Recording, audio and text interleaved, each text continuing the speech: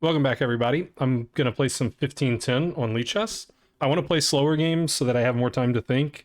And I'm probably just going to edit out a lot of the, boring stuff where nothing's happening. So hopefully that works. We'll see how it goes. I might go back to the 10+5, but we'll see. Okay, here we go. So I'm playing against the Chess Maniac. And in maniacal fashion, he plays G3 on move 1. That's a move I know nothing about. So I'm just going to play knight f6. And try to be flexible and see if it transposes to some kind of like King's Indian thing where I'll know what I'm doing. But yeah, I have absolutely zero preparation against G3.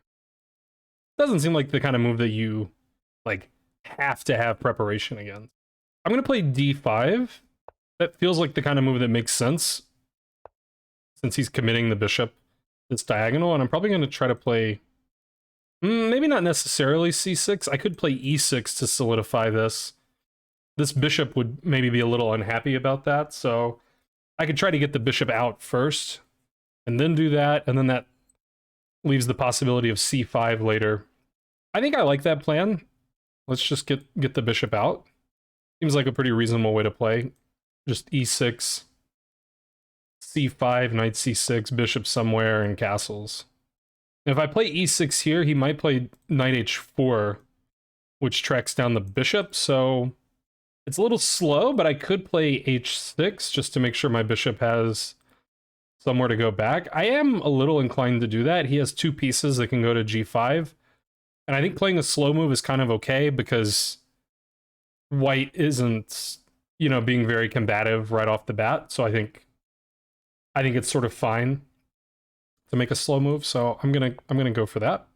If he had a pawn on like c4 or something that was already okay, well, right on cue.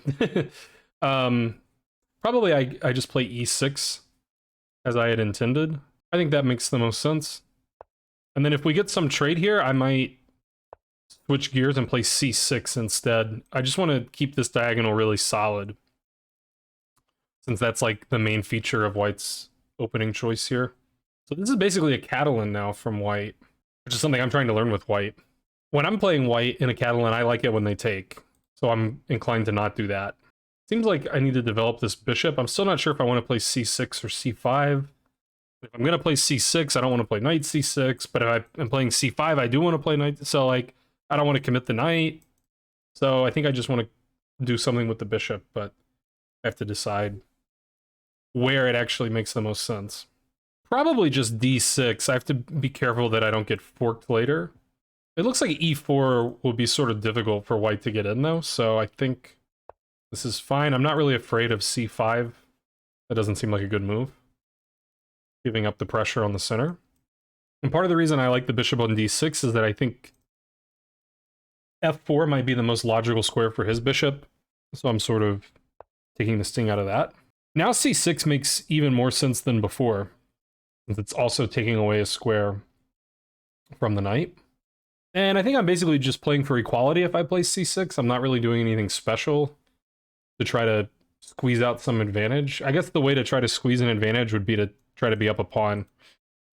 I mean, after c6, maybe I do have some option to take and be ready to defend the pawn with b5, but I'm reluctant to weaken this diagonal that much. In any case, c6 seems like a good move. And it just feels like a pretty equal position. White is castled, and I haven't yet, but that shouldn't be hard to achieve. And it doesn't look like the center is going to open up anytime soon, so not a ton of urgency. I might even go as far as to say I slightly prefer black, because it feels like black has some options. Like I could play c5 later if I want to. I could grab this, and like white's main pawn break doesn't really work. Okay, so attacking b7. Probably I should defend it. I guess queen c7. I was thinking about queen e7, but then if ever this knight goes here, I'm interrupting the defense. Yeah, I think queen e7. I guess I do have to be careful about like take, and then somehow the rook coming here later and there being some pin. But okay, we'll manage that. So far, this guy isn't playing like a maniac, except for g3 on move 1. I'm disappointed. Okay, so he does take. My idea was to take this way, because I don't want the knight coming to b5, so I don't want this pawn to move. And yeah, I mean, I have to be wary of this kind of thing. So maybe he'll just play bishop d2. I guess I could always play bishop e6 to add another defender to d5.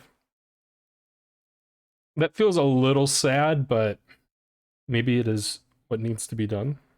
He could also play knight e5, and if I try to win a pawn, I lose this. So I think against knight e5, I probably just castle. Or play knight bd7.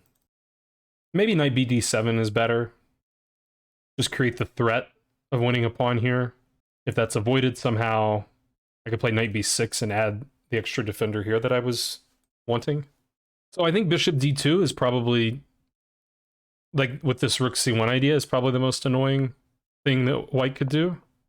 Okay, he just does that. Yeah, I think knight bd7 makes the most sense. He's still not ready for e4, I don't believe.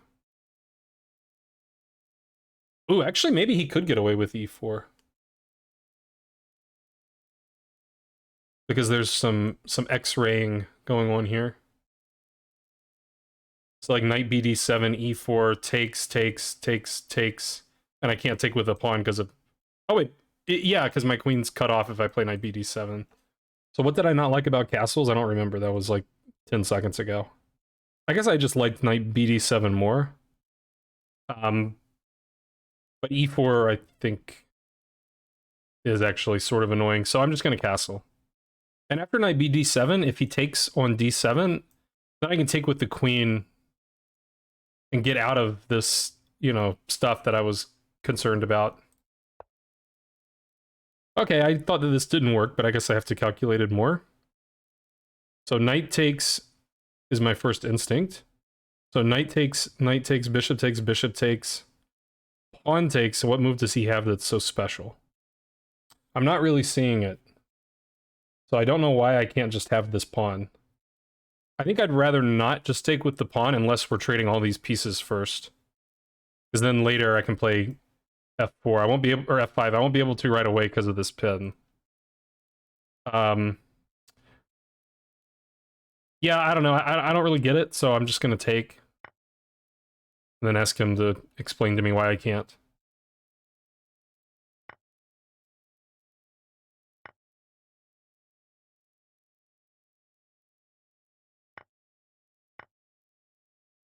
Maybe knight c4, but I mean, okay.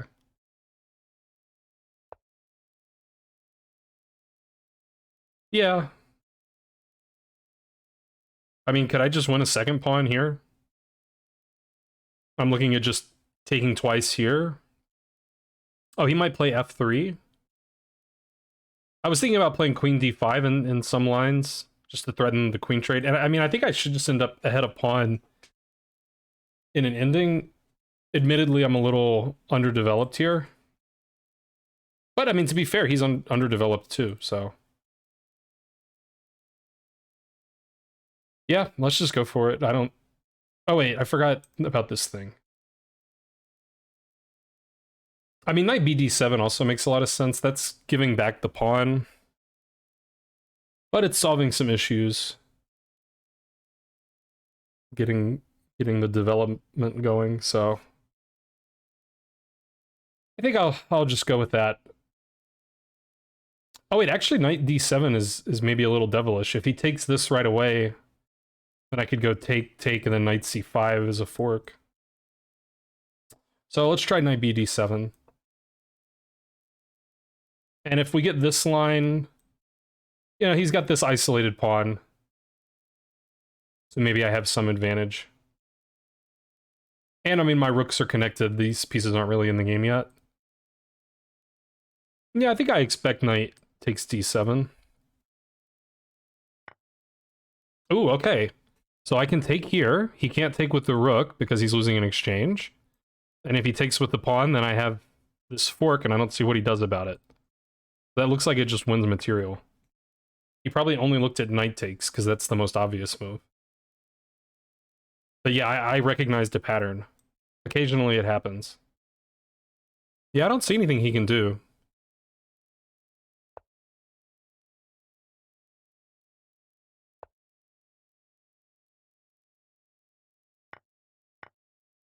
Okay. Now I should probably put my rooks in the middle. I think against either move, he's likely to just play bishop f4. I guess then I have queen b6 with a counter threat. I think I slightly prefer this. Just keep this rook at home defending here, just in case there's some shenanigans after some f6 move. At some, I don't know.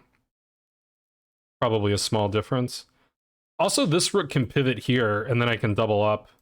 So that's okay. I guess either rook could do that, but yeah, I'm doing this.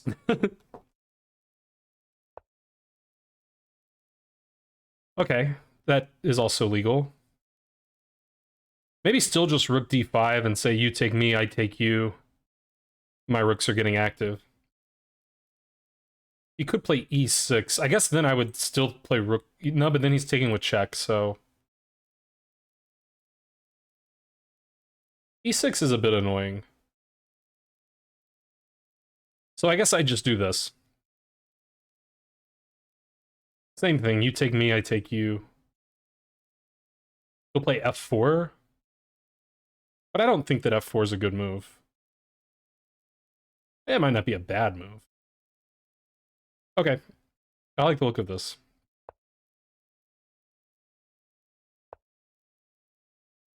Trying to decide between a6 and b6. Probably b6 looks better to me. I don't know. Because b6, rook c1, c5, b4 could result in annoyance. It's also queen a5. Just being a little non-committal. Keeps the rook from developing. And then I could maybe threaten like queen here. Threaten in quotation marks. Let's do that. Do I care about b4? I don't think so. Yeah, okay, let's do it. If b4, I'll probably play queen a4. And then I'd love to trade rooks if I can. This also stops f5, which like is maybe not nothing. Okay, as usual, I'm short on time. I wanted to play longer games so that I could, you know, have more time to talk about everything and to play accurately. But I'm still short, but I still have no time.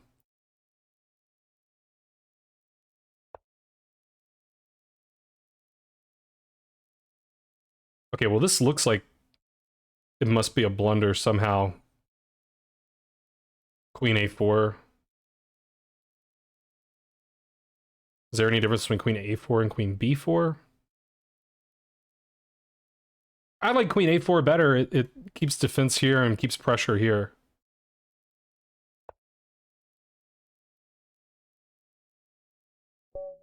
Okay, yeah, because, I mean, if he goes here, then there's just c5. So I was pretty sure I was just winning a piece there somehow.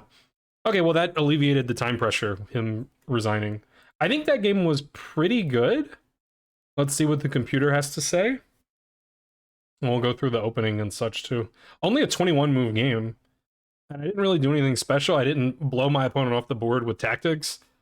I just played, like, solid, and then he made one, like, tactical mistake, which I pounced on. So the computer kind of backs that up. It says that I had 2 inaccuracies, no mistakes, no blunders, 17 Cinnapon loss, 95% accuracy. Pretty good game. Okay, so again, I don't really, not only do I not know G3, but I don't feel compelled to like learn because it seems like an opening that there must be many acceptable ways for black to play. Like, I don't think there's going to be like a critical line that I need to know. Maybe I'm wrong. So knight f6 is actually the second most common, apparently. White scores pretty well against knight f6. d5 scores better. We're talking about at the master level, but... Okay, I mean, this looks like sort of a transposition. And then after d4, it just already says equal. And they do play c6 a lot. And they even play e6. But my move, bishop f5, is scoring better than all of those games. Or than either of those moves. c6, e6, and c5 are the 3 most common. But bishop f5 is the 4th most common and scores the best. So I feel vindicated. And yeah, I mean, there's okay. So h6 is not okay. It's the same situation. H6 is like the third most common move behind e6 and c6, but h6 scores better. Black's winning 39% of the time, and white's winning like less than 5% of the time, it looks like. Or about 5% of the time. Only 28 games. Okay. And then here they like to play e6 or c6 more than e6. Both seem okay. Black scoring fine in both. And then c6 is played 100% of the time here. I played bishop d6 instead, and the computer says that's inaccurate. So why is bishop d6 maybe not so good?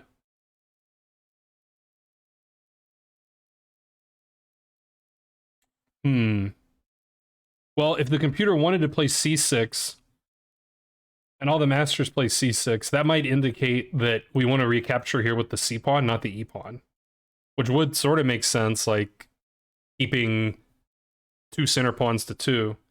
So maybe the computer just likes this. I thought that was fine, and I'll just play c6 later. That's the structure we got in the game. Let's see what it actually wants.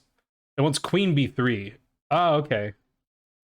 So queen b3 is a bit of a problem. So actually the idea of c6, which I never would have understood, is that we can meet queen b3 with some kind of defensive move laterally. Okay, that's an interesting point. He didn't do that, and then I played c6. Then he played this, and I have, you know, convenient defenses. I didn't really think about queen b6, I admit. Or queen c8. Those are the two moves that have been played. There's 2 master games, and those were the 2 moves. Let's bring in the engine at this point. The engine likes queen b6. I didn't even see it was legal. I guess that does solve the issue that I was worried about with this rook c1 business. Okay, this is fine, though. And then he took. Yeah, actually taking with the c pawn, it says just loses. I didn't think that it was losing. I just thought, like, why would I allow knight b5? So just for the sake of illustration, because I don't know, it says that knight b5, and then I thought it was saying e4 also. Knight b5. I have to defend this. Oh, it's because the queen is getting overworked here.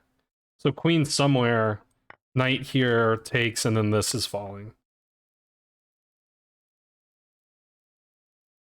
Okay, that makes sense. I didn't get that far. I was just like, I don't want knight b5 to happen. Okay, and he played knight e5. It looks like castling was right. Oh, now it's saying knight d7 was okay. I thought e4 was an annoying move. If that's one of the computer's top moves, although it prefers bishop f4. Okay, it just says. Okay, that makes sense, because the line I was worried about was like trading everything here somehow. And yeah, I can take this knight at some point. I can't take here now because of the mate threat, but as long as I can throw in bishop takes knight at some point, then it's actually fine. So I kind of miscalculated that a little bit, but castles might be a better move anyway. And then he played e4, which feels like kind of a lashing out, like, I don't really know what to do move. Because it looks like it just loses a pawn, and the computer agrees with me, it just takes it. But it doesn't like taking with the bishop.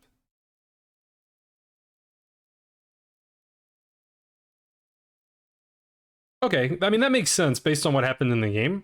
And for some reason, it just didn't occur to me that, like, my pawn is super vulnerable on e4 now after just the simple rook e1. So if the pawn's gonna be on e4, it's good to have a defender.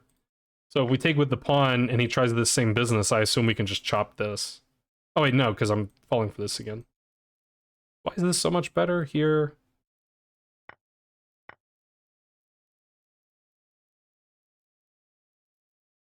I guess if he takes, there's some rook e8 stuff he has to think about. Okay, that makes sense. Okay, that was kind of a lot to see. And black still has an advantage here. It's just not all that big of one. It wants to take first and then play knight d7. I guess that does just maintain the pawn.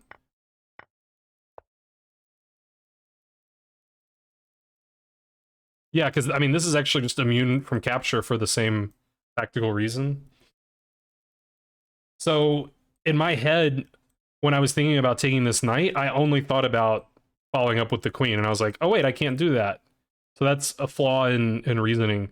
I was like assuming that these moves were, you know, inseparable, but obviously they are separable.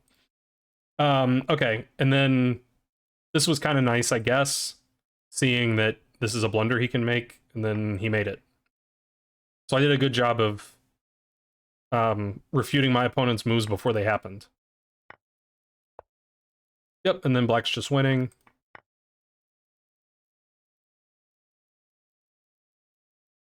Okay, all the moves are kind of good. I played rook a d8, which is also good, but it says somewhat less good, but I'm not too worried. It's still -4. Now it's jumping up to -6. And it does like this rook d5. I thought e6 was annoying. F5, I didn't see F5. I didn't see that was legal. Okay. Well, I got like half of that. I at least saw that e6 was legal. Yeah, and I didn't think F4 was anything to worry about. Queen A5 looks like was a good move. And then, yeah, he just blundered. There's not much of a difference between Queen B4 and Queen A4. I just thought, like, I mean, from A4, if he tries to defend with the rook, like, if nothing else, this is hanging. I'm keeping this defended. Felt like he's just going to lose a piece in every line, which is the case. So yeah, the game could have continued like this. Oh, wait, it couldn't have, because I didn't notice that. I guess that's another reason for Queen A4. I was going to play here. That also wins, but in a more stupid way. So anyway, I hope you enjoyed this video. See you on the next one. Bye.